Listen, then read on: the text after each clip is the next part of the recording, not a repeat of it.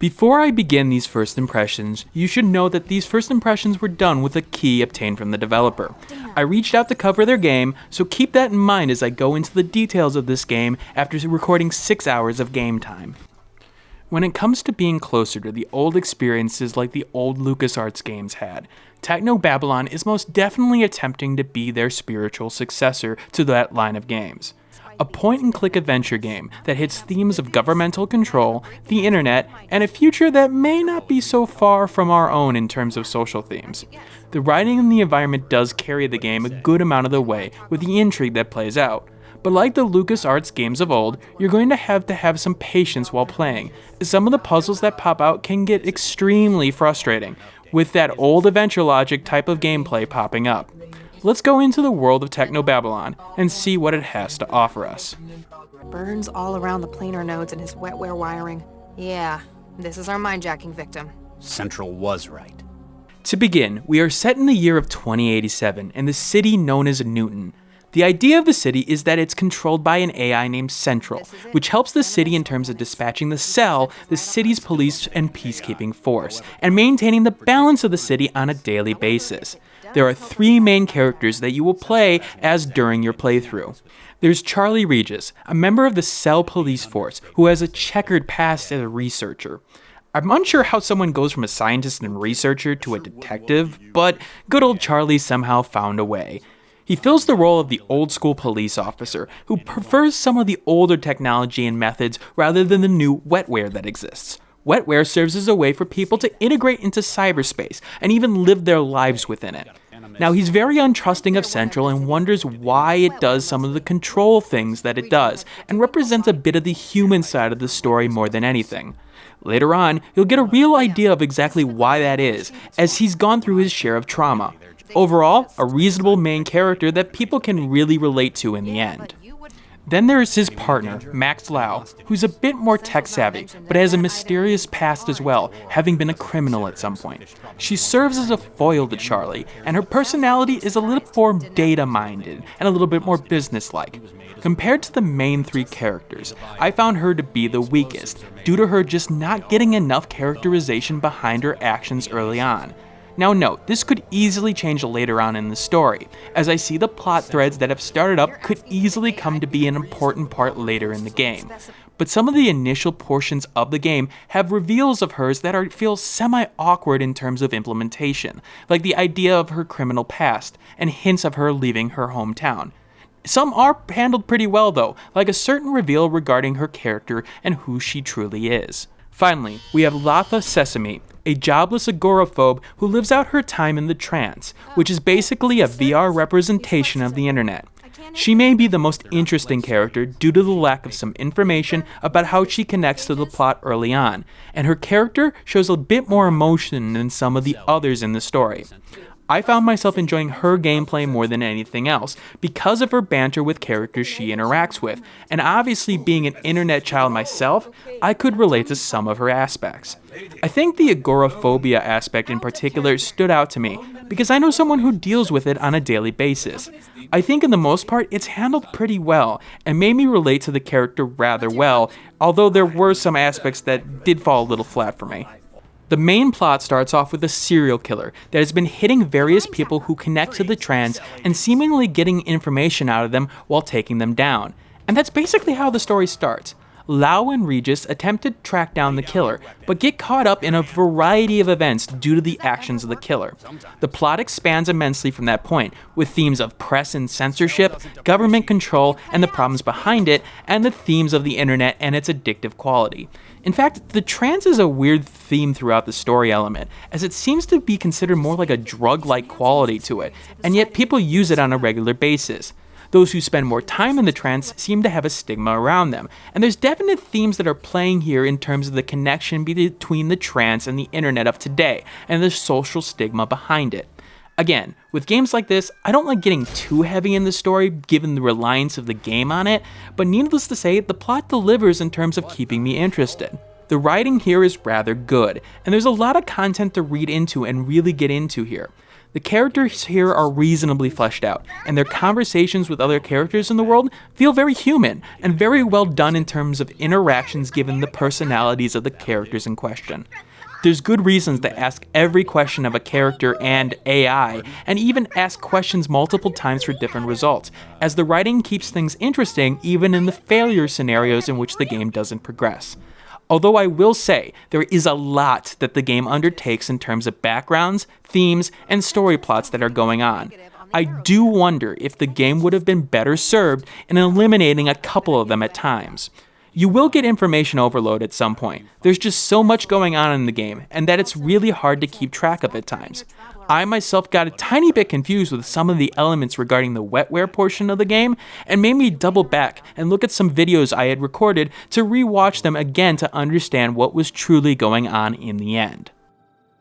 There's nothing like being in trance.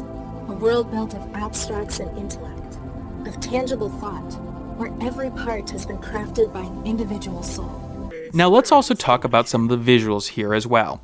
The influence of old LucasArts games is apparent here to me, and I like it for that. It transports me back to the time of Indiana Jones and the fate of Atlantis, for example, and seeing it in a sci-fi themed world really did hit on several levels for me. I will say that at times though, the game's visuals can be problematic, especially when items blend into the scenery. I spent a bunch of time, for example, searching for this coat hanger that I apparently needed, and really didn't notice it until I really carefully scrolled over it and noticed the text pop-up change from body parts to something different. That happens a couple of times during the story for me, which is annoying as that may be one of the things that is stopping your progress entirely. However, the game does a very good job in keeping the variety in environments, like going to a lab with a bunch of plants in it to the slums on the street. It does a great job of visually representing them too, to the point where I wanted to see the next area. The voice acting here is good, but it's not the greatest. The actors do a good job of delivering their lines and portraying the feelings of their characters to a good extent, although there are lines in particular with Regis that fell short for me in terms of impact. There's also a weird sequence regarding going into the history of a character and their roots, which you never would have really guessed they would have had gone down because the character absolutely doesn't have the accent to go with it. That actually happens a couple of occasions now that I think about it, and I do really wonder why those moments were included, as it took me out of the experience entirely. But outside of those awkward lines, the actors did their job competently and was appreciated throughout. Some characters hit their points rather well in terms of their dominant personality trait, and I really think that's important in games like this, especially for side characters.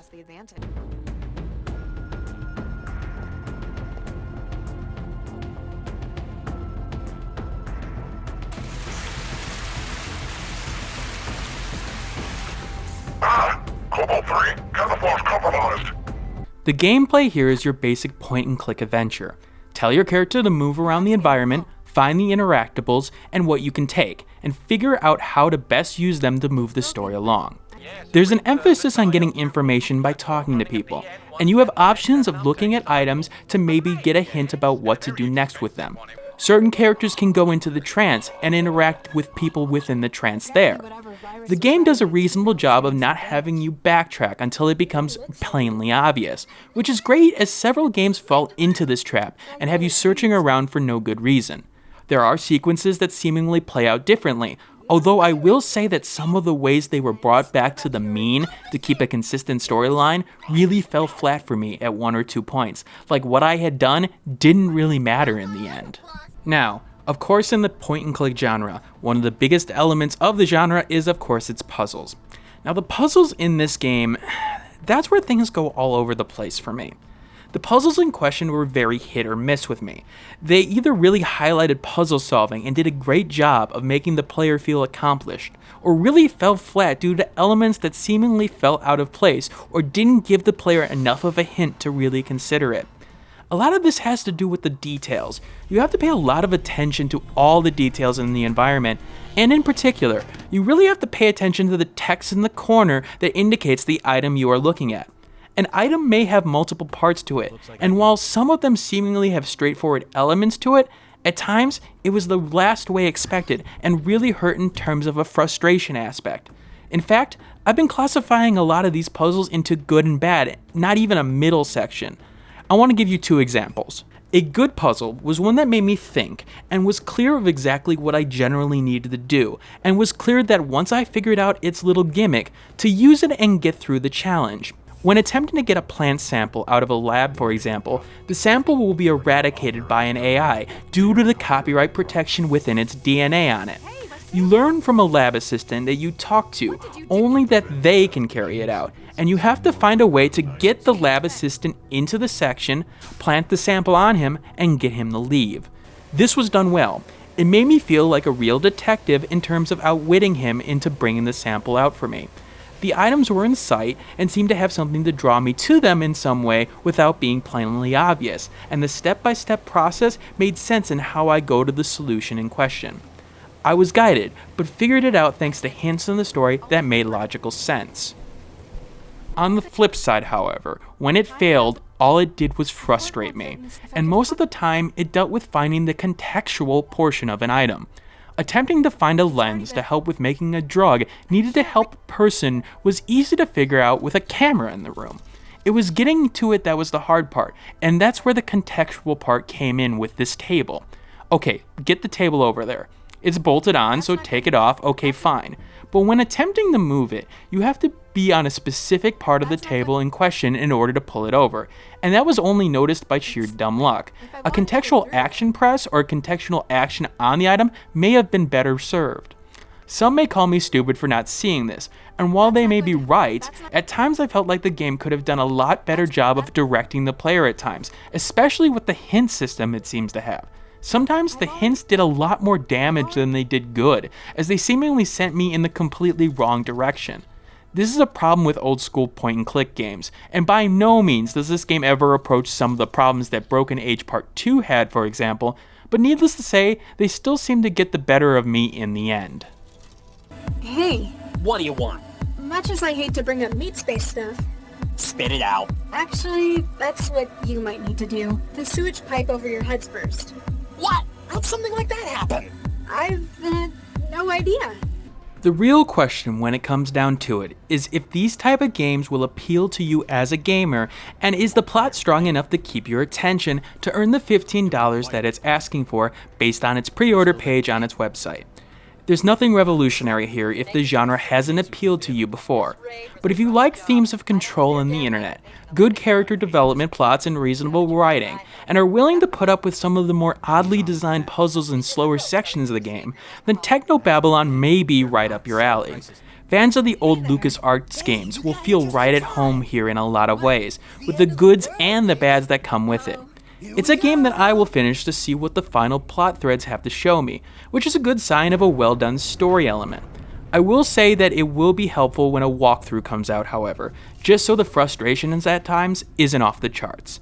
Now, if you need a second opinion, I'd also go read the review when it comes out over at TechRaptor by Don Parsons, who for disclosure purposes is someone I work with at TechRaptor, but he has a good sense of games like these and the elements behind them. I'll include a link to it once it's available. Thank you for watching, and I will see you guys next time.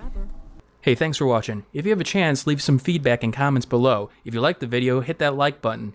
And if you want more content like this, hit that subscribe button. This is Dragnix signing off, hoping that gaming brings as much fun to you as it does for me.